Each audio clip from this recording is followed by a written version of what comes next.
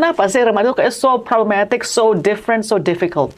Karena mereka proses pencarian jati diri, tapi mereka tuh klaster dalam masyarakat yang kurang diperhatikan sebetulnya. Kalau kita cari dokter anak, ada ya poli anak di rumah sakit kan. Kalau kita udah dewasa, kita mau spesialis ke dokter mana, ada masing-masing. Tapi ada nggak dokter spesialis remaja? Nggak ada. Nggak ada.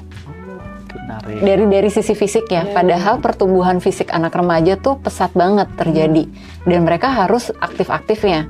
Nah, sama halnya dengan perkembangan otak mereka.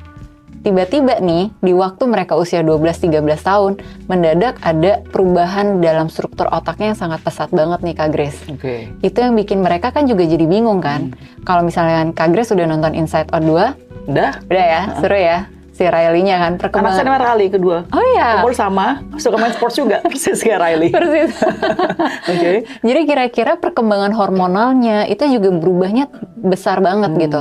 Jadi yang tadinya mereka cuma merasakan primary emotion, tiba-tiba mereka merasakan secondary emotionnya, tapi macam-macam tuh siklusnya. Nah itu yang bikin mereka juga bingung. Mereka tuh harus menghadapi dirinya seperti apa. Belum lagi isu kecemasan yang ada di dalam pikirannya mereka, yang kita nggak pernah bisa menduga nih. Sebetulnya alurnya itu dari pikirannya dulu yang muncul, atau perasaannya dulu dari body sensation yang muncul. Gimana sih? Apakah kita harus ada satu tanda-tanda red flags atau apapun juga kita harus perhatikan? Harus perubahan perilaku. Perubahan perilaku aja? Iya, yang paling kelihatan adalah perubahan perilaku.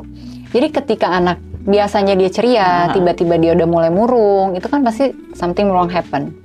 Dia misalkan selalu ada di luar kamar, tiba-tiba dia di dalam kamarnya mengunci diri terus, itu sesuatu hal yang berbeda. Gitu. Jadi kita perlu mengamati itu dan kita lihat apakah itu terjadi setiap hari selama 2 minggu berturut-turut atau selama 8 minggu ya maksimal. Itu terjadi terus-menerus. Kalau itu terjadi terus-menerus, yes, itu something bad happen. Intervention ya. Yeah. Bagaimana kita bisa bedakan ini karena memang lagi pubertas, jadi memang kan tahu pubertas pasti ada perubahan di mana mereka juga prefer to be alone daripada sama keluarga, contohnya ya. Yeah, anak saya kayak begitu sih, ya kan besok di kamar ya kan daripada dulu di kamar kita. Perbedaannya antara that's just puberty sama mereka bilang mungkin ada situation yang kita harus hadapin dan kita harus intervene. Gimana sih perbedaannya?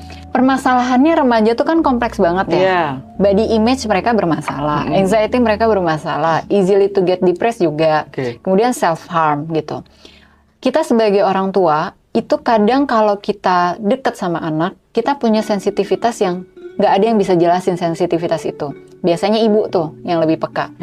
Tapi kalau kita jauh secara ikatan emosionalnya, itu kita juga jadi nggak mengenal sama anak kita kok.